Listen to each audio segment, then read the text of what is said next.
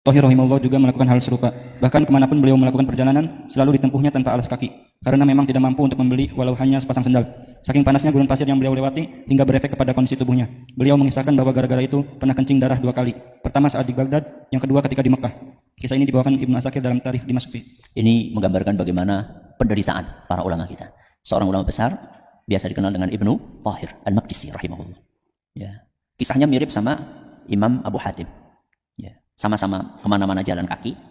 Bahkan bukan hanya jalan kaki, nggak punya alas. Untuk beli sandal aja beliau nggak punya duit untuk beli sandal. Sehingga karena perjalanannya tidak seperti di Indonesia yang suasananya tropis. Ya. Kanan kiri ada sungai, banyak rumput, banyak tumbuhan. Di Timur Tengah sana kan suasananya beda. Padang pasir, panas, suhunya tinggi, kadang-kadang terlalu dingin.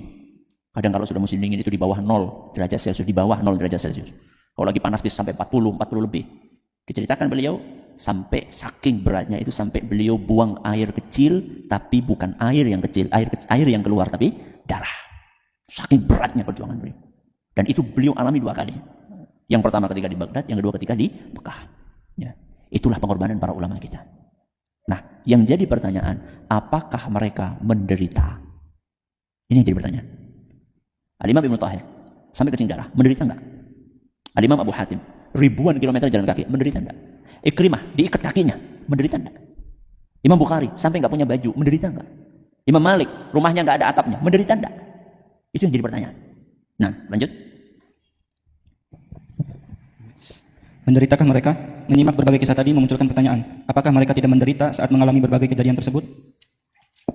Secara fisik mungkin terasa sakit, namun penderitaan fisik itu terkalahkan dengan perasaan nikmat dalam hati. Ya, mereka menikmati proses tersebut sehingga penderitaan fisik pun terabaikan. Baik, apa jawabannya? Menderita enggak? Menderita enggak? Menderita. Apanya? Fisiknya. Tapi penderitaan fisik itu terkalahkan dengan perasaan nikmat di hati. Perasaan nikmat di hati itu bisa mengalahkan penderitaan fisik. Anak kasih contoh yang paling gampang. Anak-anak muda sukanya manjat apa? Manjat gunung. Anak tanya, manjat gunung capek nggak? Capek nggak? Capek. Pegel-pegel.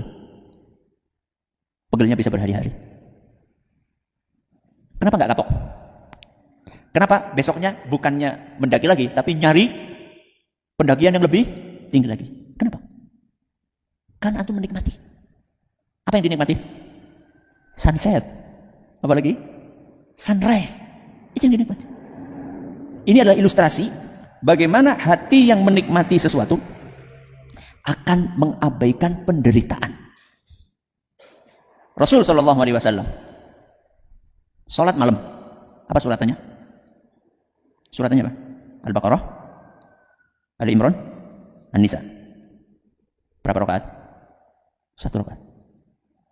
Ustaz juga Al-Baqarah Ustaz. Masya Allah. Ya, iya Ustaz. Alif Lam Mim. Allahu Akbar. Itu ayat pertama. Nabi SAW Al-Baqarah 2 juz setengah. Setelah itu masih lanjut An-Nisa. Setelah itu maaf Ali Imran. Setelah itu An-Nisa. 3 surat panjang-panjang dalam 1 rakaat.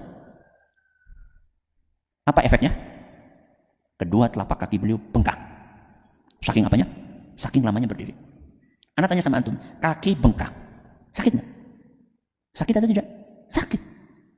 Tapi sakitnya fisik itu kalah dengan apa? Perasaan nikmat sholat.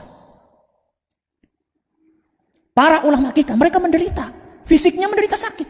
Masa kencing darah nggak sakit? Masa jalan ribuan kilometer nggak capek, nggak letih? Masa kehabisan duit nggak pusing? Tapi penderitaan fisik itu semuanya kalah dengan perasaan menikmati.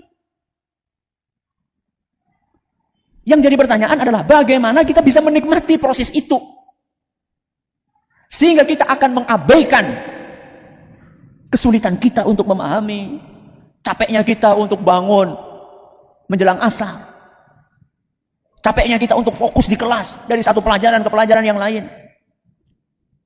letihnya kita untuk menghafal, memahami, bertanya. Bagaimana supaya kesulitan-kesulitan itu bisa terkalahkan dan dengan perasaan menikmati proses belajar? Itu bagaimana caranya? Ya. Itu yang akan kita dapatkan jawabannya di kitab ini. Dengan izin Allah kita akan dapatkan jawabannya di sini. Nah, lanjut. Para ulama telah mencintai ilmu sepenuh hati, sehingga apapun mereka korbankan untuk meraihnya. Mereka menyadari betul betapa berharganya ilmu, sehingga seluruh umurnya mereka manfaatkan untuk mengejar ilmu. Inilah yang belum dimiliki oleh kebanyakan kita, mencintai, memuliakan, dan menghormati ilmu. Yang belum kita miliki adalah mencintai ilmu, menghargai ilmu, memuliakan ilmu, menghormati ilmu. Ini yang belum tumbuh di dalam hati kita. Sehingga kita menjadikan belajar itu sebagai beban. Kalau sore ini acara bebas, yang mau main bola boleh, yang mau ikut taklim boleh, yang mau belanja boleh. Kira-kira yang hadir di sini sama yang main bola banyakan mana? Kok diam aja? Oh, besok kita coba ya.